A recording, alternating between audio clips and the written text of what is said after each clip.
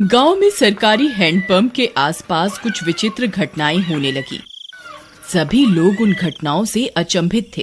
अरे दीदी, का तुम रात सुने रही? ई हैंडपंपवा खुदे चलत रहा। राती 12 बजे भला कौन पानी भरे आई? हमें तो बहुत डर लागत बा।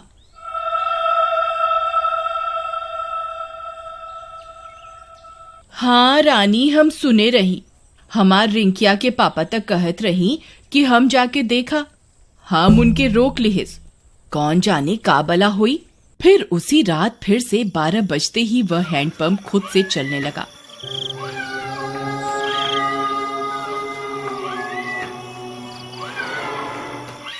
सभी गांव वाले सुन रहे थे, पर किसी की हिम्मत नहीं हुई कि जाकर देखे।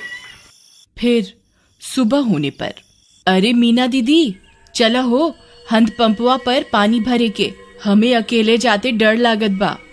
फिर वे दोनों हैंडपंप पर जाती हैं। वहां पहुंचकर उनकी आंख फटी की फटी रह जाती है। वहां किसी के पैर का निशान होता है जो इंसानी पैर से दुगने साइज का होता है। ई देखा हो रानी, हम कहत रहे ना कुछ गड़बड़ जरूर बा। ई देखा, भला किस इंसान के इतना बड़ पैर हुई। तभी वहां पिंकी आ जाती है। अरे दीदी, क्या हुआ? आप दोनों इतनी परेशान क्यों हैं? ई देखो बहन, इतना बड़का पैर।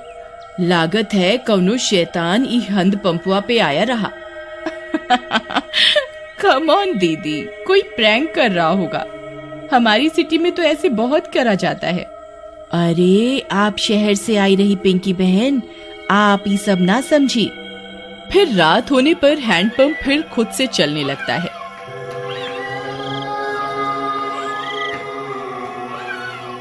मम्मी, मैं जा रही हूँ हैंडपंप के पास। मैं अभी सबक सिखाती हूँ इस नमूने को। फिर जैसे ही पिंकी वहां पहुंचती है, वह दंग रह जाती है। वहां 2 सिर की एक चुड़ैल हैंडपंप चला रही होती है। पिंकी के पसीने छूट जाते हैं। आ गई? बहुत इंतजार कराया तुम गांव वालों ने। 2 दिन से कोई खोपड़ी खाने को नहीं मिली।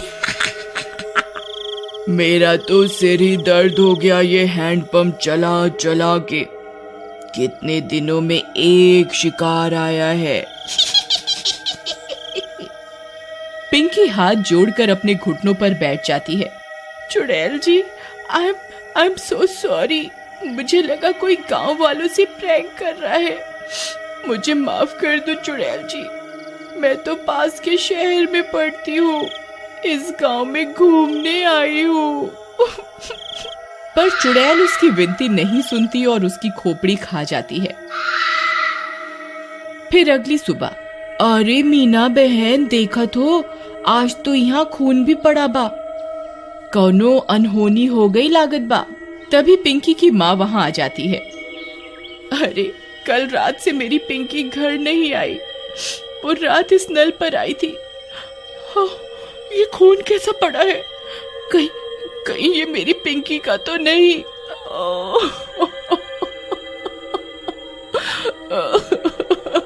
अरे भौजाई, हम उसे कल ही कहे रहे कि ज्यादा लेक्चर का झाड़ो। लगता है उसके साथ कुछ गलत हुई गवा। थोड़ी देर में झाड़ियों में उन्हें पिंकी की सिर कटी लाश दिखती है।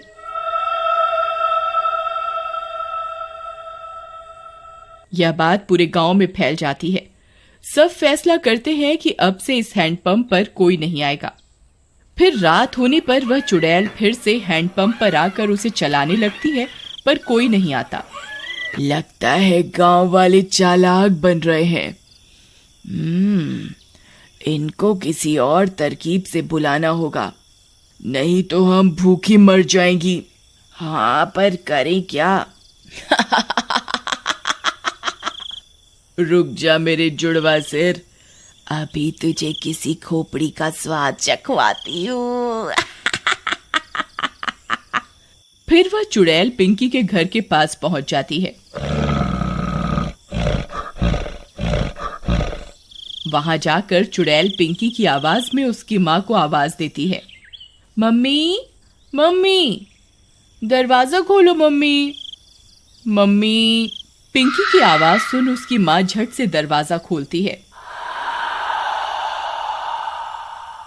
वह बाहर चुड़ैल को देख पिंकी की माँ कांपने लगती है। पिंकी, ये तुझे क्या हुआ?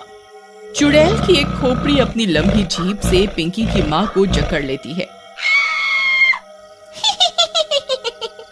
मैं कोई पिंकी विंकी नहीं।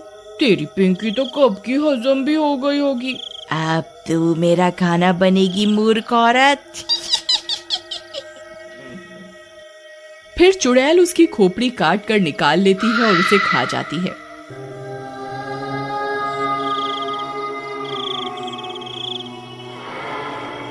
फिर सुबह होने पर पिंकी की माँ की सिर कटी लाश देखकर पूरे गांव में हाहाकार मच जाता है।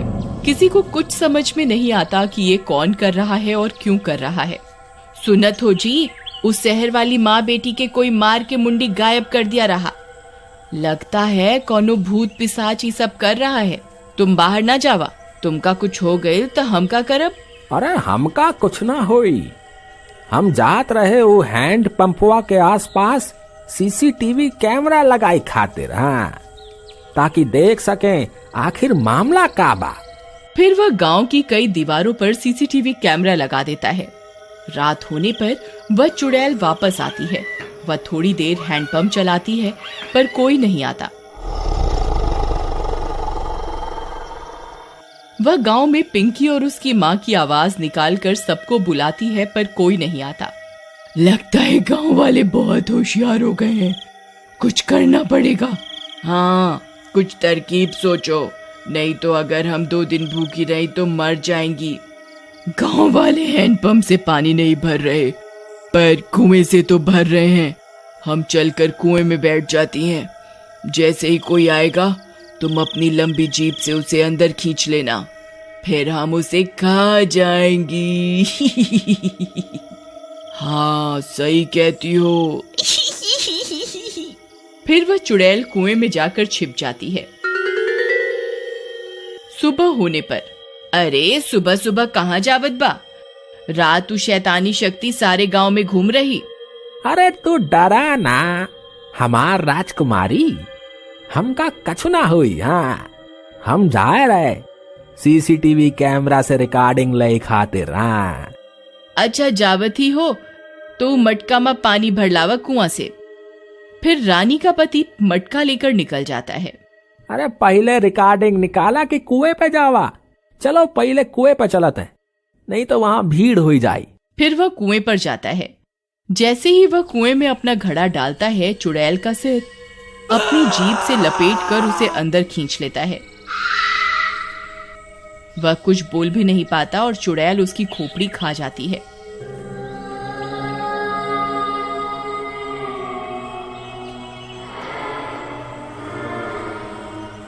कुछ देर में गांव वालों को उसकी सिर कटी लाश कुएं में दिखती है।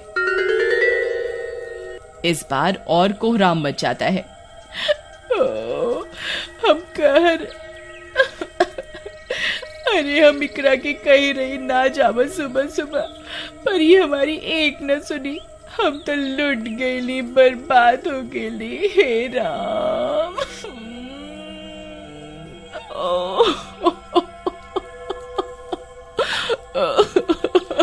पर तुहार पति सुबह सुबह आया क्या करने रहा? फिर रानी ने बताया कि उसके पति ने सीसीटीवी कैमरे लगाए थे गांव में, जिससे यह पता चल सके कि आखिर मामला क्या है। फिर वे सब गांव वाले सीसीटीवी कैमरे से रिकॉर्डिंग निकालते हैं, टीवी पर चलाते हैं और चुड़ैल का सारा सच उनके सामने आ जाता है। वे यह भी सुन लेते हैं कि अगर वे चुड़ैल 2 दिन भूखी रही तो मर जाएंगी। गांव वालों, हमारे सामने एक बहुत खतरनाक दुश्मन है। इसे हराने के लिए हमें बस ये करना है कि हम 3 दिन तक अपने घरों में कैद रहें, नहीं तो ये 2 मुंडी वाली चुड़ैल कई और लोगों को अपना शिकार बना लेगी। मैं गांव में 3 दिन के लॉकडाउन का ऐलान करता हूँ।